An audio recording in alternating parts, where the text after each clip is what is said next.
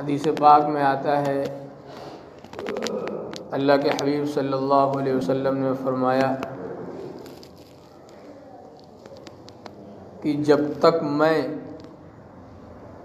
तुम्हारे माँ बाप से, तुम्हारी औलाद से, तुम्हारी महबूब चीज़ों से, जब तक उनसे ज़्यादा मैं महबूब ना हो जाऊं, तब तक तुम्हारा ईमान कामिल नहीं हो सकता।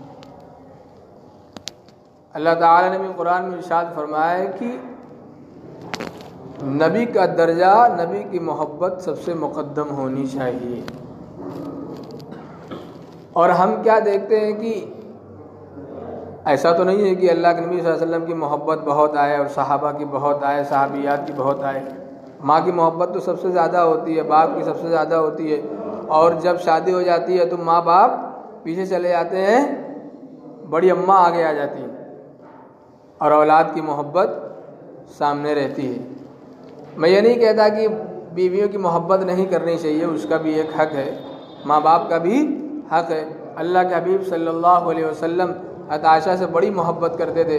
एक मरतबा उनके वालिद अबू बकर ने हज़रत आयशा को कुछ कहा तो अल्लाह के नबी ने फरमाया कि अबू बकर इसे कुछ ना कहा करो, इसे कुछ ना कहा करो। और यहाँ तक हदीस पाक में आता है कि हज़रत आयशा या और भी सहाबियात बर्तन में जहाँ से मुंह लगा करके पानी पीती थी, अल्लाह के नबी वहीं मुंह लगा करके पानी पीते थे।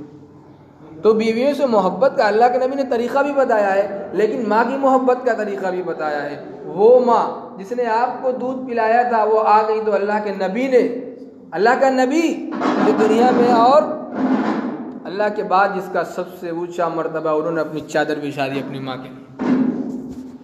अल्लाह के नबी फरमाते हैं कि अगर काश कि मेरे माँ बाप जिंदा होते और मैं नमाज पढ़ता रहता और मेरी माँ मुझे बुलाती तो मैं नमाज तोड़ करके जाता।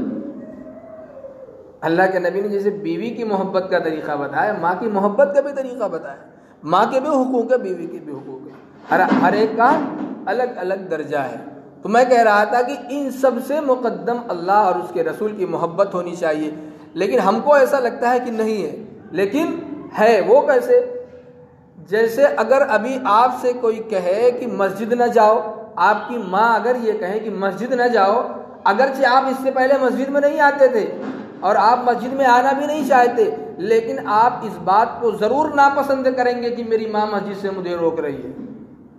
एक काफिर भी अगर मस्जिद से रोकता है तो बुरा लगता है, और माँ अगर मस्जिद से रोके तो हमें बुरा तो ज़रूर लगेगा, अगरचे हम मस्जिद में ना आए। तो बात किसकी आ गई? अल्लाह की आ गई, और बात अल्लाह के रसूल की आ गई। अल्लाह के रसूल को अगर आज तुम्हारी माँ भी गाली दे तो हमें बुरा लगता है। हमारी माँ भी अगर नाउज़ बिल्लाह अल्लाह के नबी को बुरा भला कहे तो हमें बुरा लगता है कि नहीं? अब ये आ गई नबी की मोहब्बत सबसे आ गई, अल्लाह की मोहब्बत सबसे आ गई। अल्लाह के हबीब सल्लल्लाहु अलैहि वसल्लम ने खुद फरमाया है कि मुझसे सबसे ज़्यादा मोहब्बत होनी चाहिए। उसका मतलब यही है, जब अल्लाह और रसूल की बात आ जाए, जब दीन की बात आ जाए तो फिर किसी को तरजीह न देना।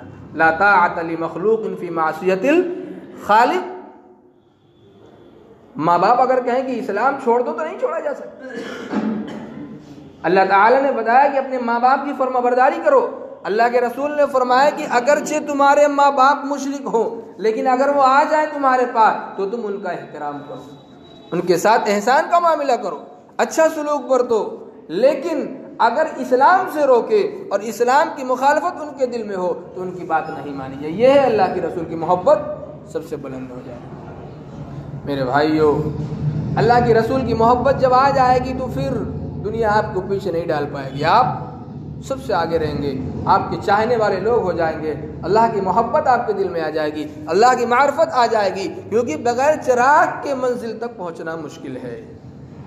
कहीं रास्ते में कुआं हो, कहीं खाई हो, कहीं तकलीफ दे चीज़ हो जाए, आ जाए, या सांप आ जाए या शेर आ जाए, अंधेरा हो जाएगा तो कुछ दिखेगा नहीं, लेकिन जब रोशनी होगी तो आप मंजिल तक पहुंचने में उससे नफ़ा हासिल करेंगे। मेरे महबूब रोशनी है, मेरे महबूब रास्ता है बताने के लिए, और हिदायत लेकर के आप आए थे कि देखो ये रास्ता है, इस रास्ते से तुम अल्लाह तक पहुंच सकते। अल्लाह के नबी सल्लल्लाहु अलैहि वसल्लम की बहुत मुखालफतें हुई। अल्लाह के हबीब फरमाते हैं कि जब मुझे कोई गाली देता है, बुरा भला कहता है, तो मैं उसको जवाब नहीं देता हूँ, मैं एकदम सीधा निकल जाता हूँ। जब कभी कोई कुछ कहता था अल्लाह के नबी को, तो अल्लाह के नबी फरमाते थे वो मुझे नहीं कह रहा, किसी और को कह रहा, वो मुझे नहीं कह रहा है, किसी और को कह रहा होगा। अगर अल्लाह के नबी जवाब देने में लग जाते तो वही जवाब ही देते, आपकी ज़िंदगी ख़त्म हो जाती। लेकिन अल्लाह के नबी किसी को जवाब नहीं देते थे। आपको कोई गाली दे, आप पर कोई पत्थर मारे, आपके ऊपर कोई कीचड़ डाले, आपका कोई रास्ता बंद करे, लेकिन आप अपने काम में अनथक कोशिश करते रहे, हत्ता कि सारी दुनिया में अपने नाम लेवा पैदा कर दिया। मेरे अजीज दोस्तों, जवाब देने के चक्कर में नहीं पड़ना चाहिए। जवाब आप देंगे तो आपका वक्त ज़ाय होगा, उतने में आप रिजल्ट साजी कर लेंगे, अपने अफराद तैयार कर लेंगे, इस्लाम की कुछ बुनियाद को मजबूत कर लेंगे, अल्लाह के नबी की सुन्नतों को आगे बढ़ा देंगे और आपका काम बनता जाएगा। और आप जवाब देने में चले जाएंगे तो आपका वक्त ज़ाय